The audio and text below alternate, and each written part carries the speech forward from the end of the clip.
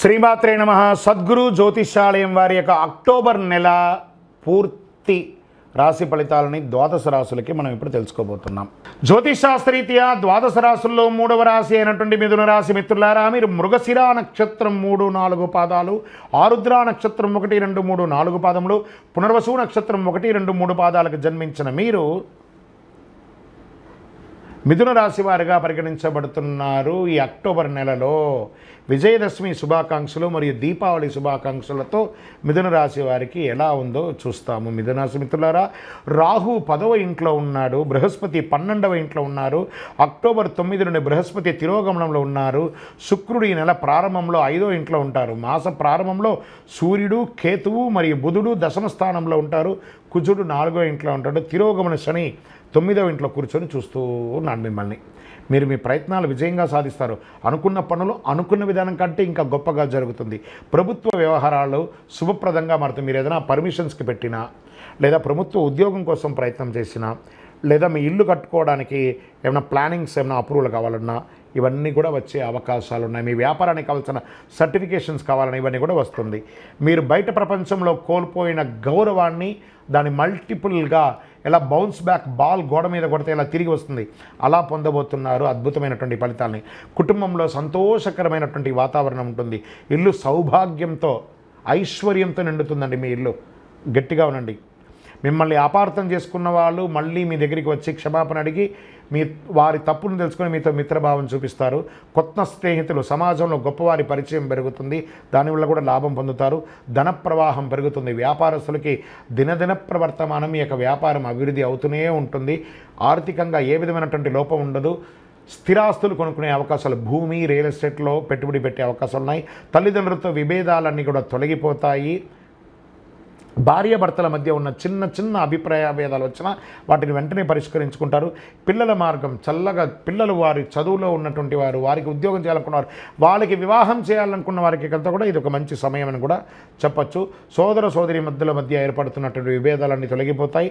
పాత రుణాలు, డెట్స్ ఉంటాయి చూసారా, అవన్నీ కూడా ఈ నెల మీరు తీర్చుకునే అవకాశాలు కనబడుతున్నాయి. పెద్ద మొత్తంలో ఏదో ఆర్థికంగా సంపాదించబోతున్నారు. మిథున రాశి మిత్రులారా, this is the jackpot month అని కూడా మీరు చెప్పచ్చు. ఏమంటే గురుగారు మీరు చెప్తున్నారు మాకు జరగట్లేదు కదండి. మీ ప్రయత్నం చేయకుండా ఏది జరగదండి. నేను గోచార ప్రకారం చెప్తున్నా. మీ వ్యక్తిగత ప్రకారం మీరు పుట్టిన సమయంలో ఏదో మంచి చెడు ఎలా ఉంటుందో దాన్ని దృష్టిలో పెట్టుకొని సంపూర్ణ జాతకం చెప్పచ్చు. గోచార గ్రహ ప్రకారం 40 నుంచి 45% మాత్రమే మీకు వర్తిస్తుంది. మిగతా 60% కూడాను మీ యొక్క వ్యక్తిగత జాతకం ద్వారానే తెలుస్తుంది. ఆఫీసులో ఉద్యోగం చేసేవారికి మీ ప్రభావం పెరుగుతుంది. మీ యొక్క ఇంపార్టెన్స్ పెరుగుతుంది. మీ కోరికలు నెరవేరుతుంది. మీరు ఎక్కడెక్కడ ప్రమోషన్ కావాలనుకున్నారా, ఇంక్రిమెంట్ కావాలనుకున్నారా, అవన్నీ కూడా వస్తుంది. భాగస్వామి పక్షం అంటే పార్ట్నర్షిప్ ఉంటారు కదా, అవన్నీ కూడా చక్కబడుతుంది పార్ట్నర్షిప్ ద్వారా. కుటుంబ నిర్వహణలో ఇతరులతో మాట్లాడేటప్పుడు ఇతరుల విషయంలో జోక్యం చేసుకోవద్దు, ఓపికగా ఉండాలి. ఆరోగ్యపరంగా అద్భుతంగా ఉంటుందని కూడా చెప్పచ్చు. నిరుద్యోగులకి దూర ప్రాంతాల ఉద్యోగాలు వచ్చే అవకాశాలు ఉన్నాయి. నూతన పరిశ్రమలు ప్రారంభించే వాళ్ళకి ఇది ఒక అద్భుతమైనటువంటి షేర్ మార్కెట్ టాప్గా ఉంది. మీకు జాగ్రత్తగా ఆడండి. ఇంట్రాడేలు ఫ్యూచర్స్లో పెట్టకండి. లాంగ్ టర్మ్లో ఇన్వెస్ట్ చేసి పెట్టండి, చక్కగా ఉంటుంది. మీడియా రంగం వారు గెట్ రెడీ. ఈ నెలంతా మీకు పండగే, పండగలో మీకు పండగ ఇదే అని చెప్పచ్చు. ఐటీ రంగం వారికి చాలా లీవ్లు, హాలిడేస్ వస్తున్నాయి. మీ వీకెండ్స్ లేకపోతే పండగలతో ఆనందంగా గడుపుతారు. ఉద్యోగపరంగా కూడా చాలామంది ఐటీ ఉద్యోగం కోసం ఎదురు చూస్తున్న వాళ్ళు, ఉద్యోగం పోయిన వాళ్ళు ఎదురు చూస్తున్న వాళ్ళకి అందరికీ కూడాను నవంబర్ నుంచి ప్రతి ఒక్కళ్ళు మళ్ళీ ఉద్యోగంలో బిజీ అయిపోతారు. ప్రపంచమంతా రిసెషన్ అంతా నవంబర్ తర్వాత తొలగబోతుంది. ఇది నిజం. Get ready. కొత్తగా వాహనం కొనాలనుకున్న వాళ్ళకి ఇది ఒక మంచి సమయం. విజయదశమి నాడు కొని పూజ చేసుకోండి, అద్భుతంగా ఉండండి. రాజకీయ నాయకులకి యోగకాలం అని కూడా చెప్పచ్చు. మీకు దస్తావేజులన్నీ ఏదంటే మంచి డిజిటల్ చేసి పెట్టుకోండి చక్కగా. చాలా అద్భుతమైనటువంటి విషయం చెప్పచ్చు. స్పోర్ట్స్, డాక్టర్స్ వీళ్ళకందరికీ ఈ నెల యోగం అని కూడా చెప్పచ్చు. అదృష్ట రోజులు 2, 5, 8, 15 చాలా కలిసి వస్తుంది. చంద్రాష్టమం 11వ తారీఖున అక్టోబర్ ఉదయం నుండి 12, 13వ తారీఖున మధ్యాహ్నం వరకు చంద్రాష్టమం ఉంది. కాబట్టి ఈ 2.5 రోజులు వాహనం నడిపేటప్పుడు, ఎవరితోనైనా మాట్లాడేటప్పుడు, ఏదైనా సంతకాలు పెట్టేటప్పుడు జాగ్రత్త జాగ్రత్త జాగ్రత్త. నంబర్ 5 అనేది మీకు లక్కీ నంబర్. ఆరెంజ్ కలర్ మీకు చాలా కలిసి వస్తుంది.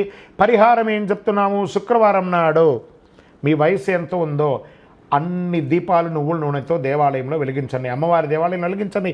శరన్నవరాత్రి కదా, వెళ్ళండి దేవాలయాలకు వెలిగించండి. దీపాలు ఈరోజు దీపం వెలిగించండి. మీ ఇంట్లో దీపం వెలిగించడం మాత్రం తప్పదు. సంకటహర చతుర్థి నాడు వినాయకుడికి చక్కగా గరికతో మాల వేయండి.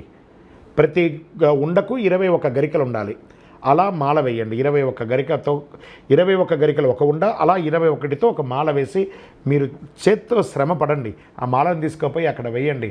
ఎంత అద్భుతంగా ఆయన ఆనందపడతాడు. ఆ గజనాయకుడు ఆనందమైనటువంటి అనుగ్రహం పొందుతారు.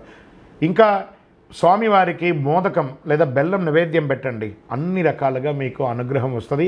అతి శక్తివంతమైనటువంటి ఈ కరుంగాలి మాలను ధరించండి. మీకు అన్ని రకాల అనుగ్రహం వస్తుంది. ఇంకనూ మీ యొక్క వ్యక్తిగత జాతకం తెలుసుకోవాలనుకుంటే మీ యొక్క ఇక్కడ కింద ఉన్నటువంటి ఆ నెంబర్కి మీ పేరు, date of birth, time of birth, place of birth WhatsApp చేయండి. ఈ జ్యోతిశాస్త్రం అనేది పడుతున్న వర్షానికి ఒక గొడుగు మాత్రమే, కానీ జ్యోతిష్యం జీవితం కాదు. బాగా గుర్తుపెట్టుకోండి. మీరు మిమ్మల్ని నమ్మండి, మీ కులదైవాన్ని నమ్మండి, మీ ఇష్టదైవాన్ని నమ్మండి. మీరు చేస్తున్న వృత్తి వ్యాపారానికి న్యాయంగా ఉండండి. తప్పకుండా మీ రాశి ఫలితాలు అద్భుతంగా ఉంటుంది. సకల దేవతలు మీకు అనుగ్రహిస్తారు. ఇంకా కొంతమంది లేదండి కొంచెం మానసికంగా మేము ఒత్తిడిగా ఉన్నాము అనుకున్న వాళ్ళు మీ పరిసర ప్రాంతాల్లో ఉన్నటువంటి సద్గురువులను సంప్రదించి మీ యొక్క జ్యోతిష్యాన్ని తెలుసుకోండి. లేదా మా ద్వారా తెలుసుకోవాలనుకుంటున్నారా, దయచేసి చెప్తున్నాను, అర్ధరాత్రి కాల్ చేయడం మానేయండి. 21 వయసు లోపు ఉన్న వాళ్ళు అడగకండి. 60 వయసు ఉన్న పెద్దవాళ్ళు దయచేసి, మీరు అందరూ 60 సంవత్సరాలు పొందినవారు కాబట్టి అసలు అడగకండి. ఇల్లీగల్ అఫైర్స్ వద్దు, ఆర్థికమైనటువంటి సమస్యలు వద్దు, విద్యార్థులు అసలు చేయకండి. ఎవరు తెలుసుకోవాలి, నాకు వివాహం కావాలి, నాకు వ్యాపారం బాగుందా, ఉద్యోగం బాగుందా, నా కుటుంబం బాగుందా, ఇలాంటి ప్రశ్నలు అడగండి.